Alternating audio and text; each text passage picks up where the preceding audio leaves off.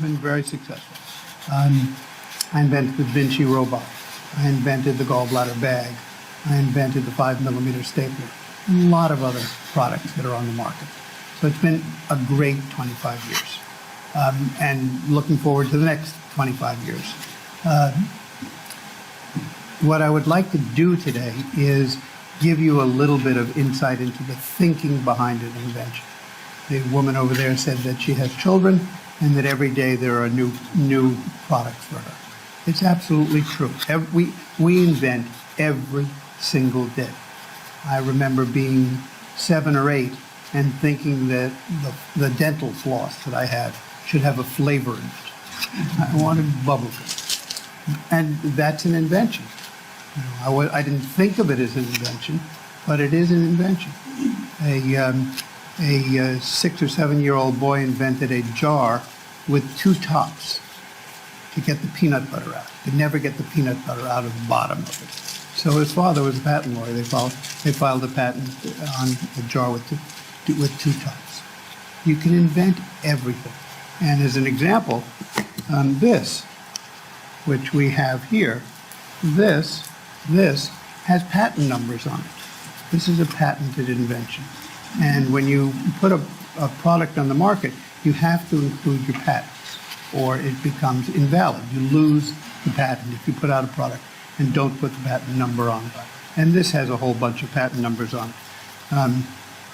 The person who invented this probably gets a millionth of a cent, but they put out billions of these, and the end result is he makes money from that. The bottom line is that inventions are everywhere, absolutely everywhere.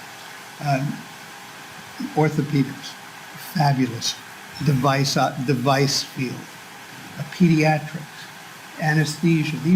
We all use devices, and every day I believe we invent. You're using an instrument, you're using a technique, you're using something to treat a problem, and it's not going as well as you want it to go. Your device is not doing what you want it to do, or it's not doing it well, or it fails. And there's an invention. The solution to that is an invention. So every mistake is an invention waiting to happen. One of my favorite places to get inventions was at the M&M conferences. Every surgical mistake or every medical mistake is an invention waiting to happen. And I'll go through a few of these. These are phrases that you think of all the time. There ought to be a better way to do this. I wish I could do that.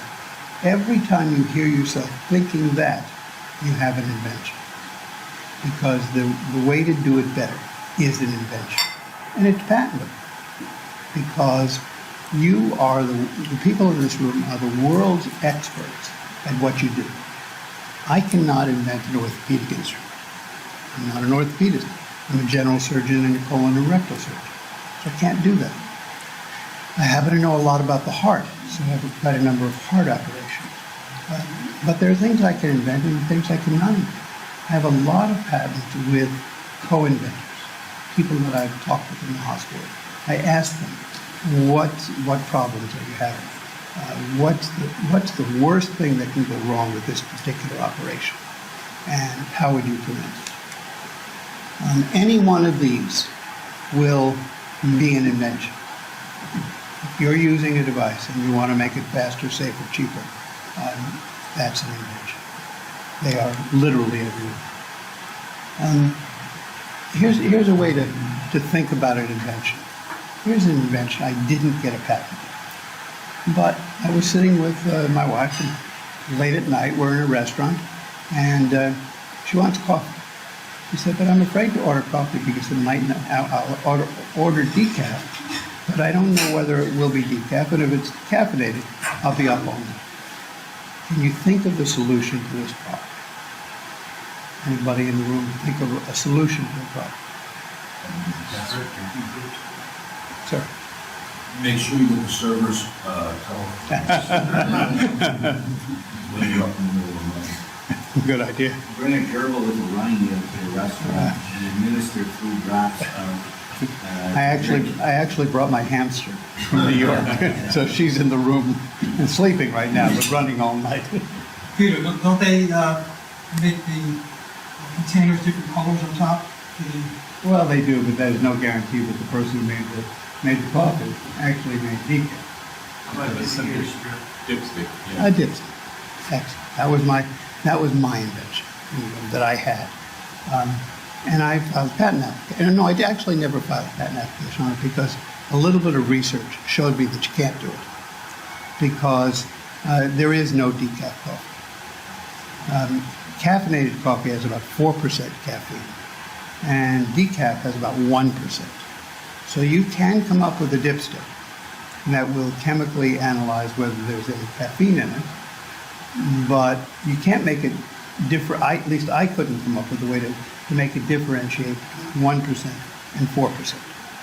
If you can, there's an invention waiting to be happened. You have a little in the jar that has the sugar and the equal. There'll be a dipstick. You just take